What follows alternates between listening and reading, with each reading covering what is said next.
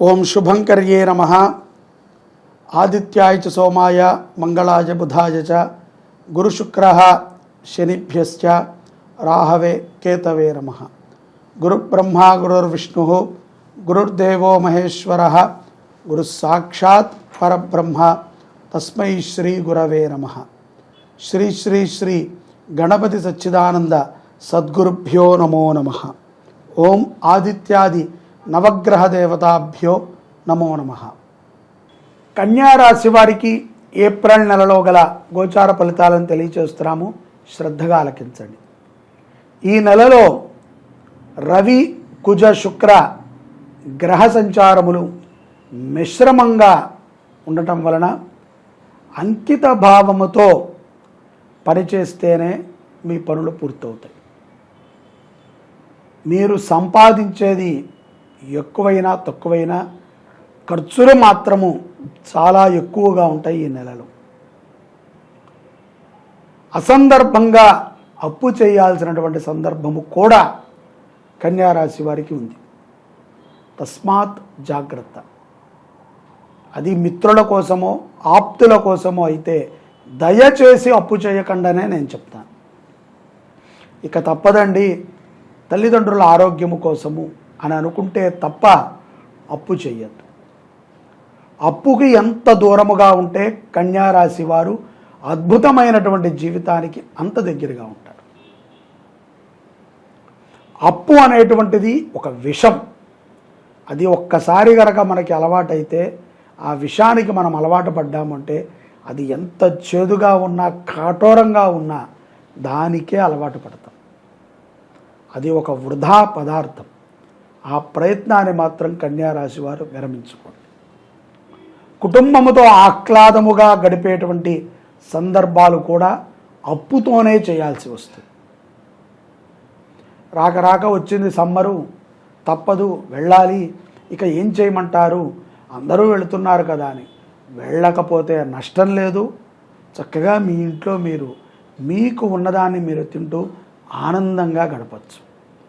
సమాజం కోసం యాత్ర చేయకూడదు, సమాజం కోసము హాలిడేని ఎంజాయ్ చేయకూడదు. మనకి సంతృప్తిగా ఉంటేనే చెయ్యాలి. ఈ విషయాలని గుర్తుపెట్టుకోండి. తిరగటానికి కోసమైతే అప్పు చేయొద్దు, తల్లిదండ్రుల ఆరోగ్యం కోసమైతే చెయ్యండి. ఎవరికో సహాయపడటానికి మాత్రం ముఖ్యంగా విదేశీయస్తులు కానీ స్వదేశములో ఉన్నవారు కానీ ఆడవారు కానీ మగవారు కానీ ఎవ్వరూ కూడా అప్పు చేయకండి. ఉద్యోగ వ్యాపారాలలో ఉన్నటువంటి వారు ఈ విషయాలని బాగా గమనించాలి. రాజకీయ రంగంలో ఉన్నటువంటి వారికి అనుగుణమైనటువంటి సమయమే. ప్రతి చోట కూడా చక్కగా రెడ్ కార్పెట్ వేసి ఆహ్వానం పలుకుతారు.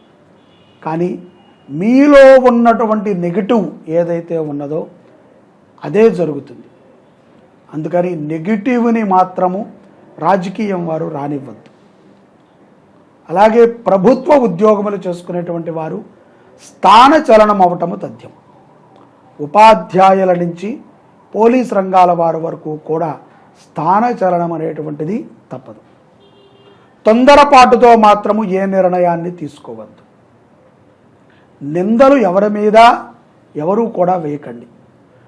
కొన్ని మన యొక్క మనోభావాన్ని చంపుకుని చేసేటువంటి పనులు అసంతృప్తిని మిగులుస్తాయి. కాబట్టి ఆత్మాభిమానము పోయే పనులని దయ ఉంచి కన్యారాశి వారు చేయకండి. విద్యార్థులు కూడా ఆలోచనతో కూడుకున్నటువంటి నిర్ణయాలను తీసుకోండి. ద్వితీయార్థములో అంటే అమావాస్య తరువాత ఆరోగ్యం పట్ల శ్రద్ధ అవసరం. మొదట్లో కూడా చెప్పాము, మళ్ళీ కూడా చెప్తున్నాము. ఎంత ఆరోగ్యం పట్ల మనము శ్రద్ధని పెడితే మనకి అంత విజయం లభిస్తుంది. అనారోగ్యమైనటువంటి పదార్థాలను తినవద్దు. కోపగ్రస్తులు అవుతూ ఉంటారు ద్వితీయార్థంలో. ఇట్టే కోపం వస్తూ ఉంటుంది, సందర్భం ఉండదు. ఊరికనే కోప ప్రదర్శన, కోపము, అలగటము, లేకపోతే మౌనంగా ఉండటము, లేకపోతే దూరంగా వెళ్ళి ఉండటము, ఏమిటో చిరాకు. తీరా చూస్తే ఏమీ ఉండదు.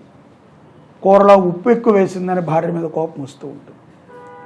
విదేశాలలో ఉన్నటువంటి దంపతులు సంతానపరమైనటువంటి లాభాన్ని పొందేటువంటి సందర్భాలు కూడా ఉన్నాయి. భగవంతుడు ఇచ్చిన దానిని రక్షించుకోండి, పాడు చేసుకోవద్దు. వీలైనంత జీవిత అలవాట్లని మార్చుకుంటూ ఉండండి. చెడు అభ్యాసాలతో ఉంటే గనక అభ్యాసాలను విడిచిపెట్టండి. చాలామందికి ధూమ మద్యపాన అలవాట్లు ఉంటూ ఉంటాయి. మాంసం తినటము, ధూమపానము, మద్యపానములు ఇవన్నీ కూడా ఆరోగ్యానికి హానిని చేకూరుస్తాయని వారు చెప్తున్నారు. అనేక మాధ్యమాల ద్వారా మనము తెలుసుకుంటున్నాం, దుకాణం వాళ్ళు చెప్తున్నారు. అయినప్పటికీ మనం మానలేకపోతున్నాం. తస్మాత్ జాగ్రత్త. విద్యార్థులు విద్యా విషయములో ఉత్తమమైనటువంటి ఫలితాలను పొందగలుగుతారు. గృహ వాతావరణము ద్వితీయార్థం పూర్తయ్యే సమయానికి చాలా ఆనందంగా ఉంటుంది. బంధుమిత్రులు కలయిక రావటము, మీరు ఎక్కడెక్కడికో వెళదామనుకున్నారు, ఎంతో ఖర్చు పెడదామనుకున్నారు, కానీ మీ బంధువులే మీ ఇంటికి రావటము కొంత ఖర్చు ఉన్నప్పటికీ ఎంతో ఆనందాన్ని ఇస్తుంది.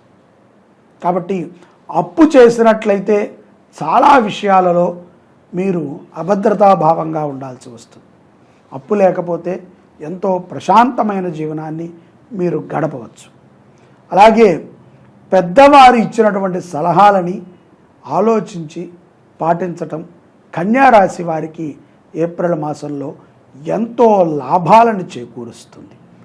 మిమ్మల్ని సంప్రదించి చాలామంది కొన్ని విషయాలు అడుగుతూ ఉంటారు కన్యారాశి వారిని, ముఖ్యంగా స్త్రీలని. వారికి మంచిగా సలహాలు చెప్తూ ఉండండి. అలాగే వారు చేసేటువంటి పనిలో మీరు తోడ్పడండి. నాకెందుకులే, నాది కాదు కదా, ఏదో వచ్చారు చెప్పాను, ఆ మాత్రానికే వీళ్ళు నన్ను అంటుకునే ఉంటారా అంటే కొంతమందికి ఒక్కొక్కళ్ళ మీద ఒక నమ్మకము, ప్రేమ అనేటువంటిది ఉంటాయి. వాటిని నిలబెట్టుకోవటమే మానవ ధర్మం. వాటిని ఉపయోగించుకోవటం కాదు, నిలబెట్టుకోవటం మానవ ధర్మం. పశువుల మీద అపారమైనటువంటి ప్రేమను కలిగి ఉంటారు. ద్వితీయార్థములో కన్యారాశిలో ఉన్నటువంటి రైతులకి చాలా లాభాన్ని చేకూరుస్తూ ఉన్నాయి. కార్యసిద్ధిని పొందగలుగుతారు వారు. దూర ప్రయాణాలకి మీరు చేసేటువంటి కొన్ని ప్రయత్నాలు ఫలించకపోయినప్పటికీ నిరుత్సాహపడవద్దు కన్యారాశి జాతకులు.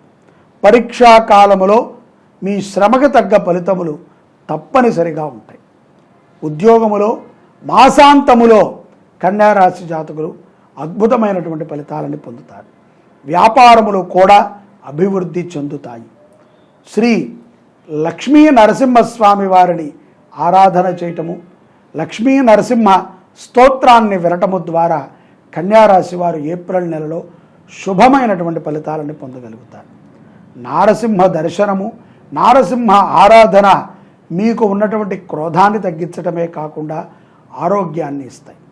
అలాగే నెగటివ్ ఎనర్జీస్ నుంచి, చెడు ఆలోచనల నుంచి కన్యారాశి వారు బయటపడతారు.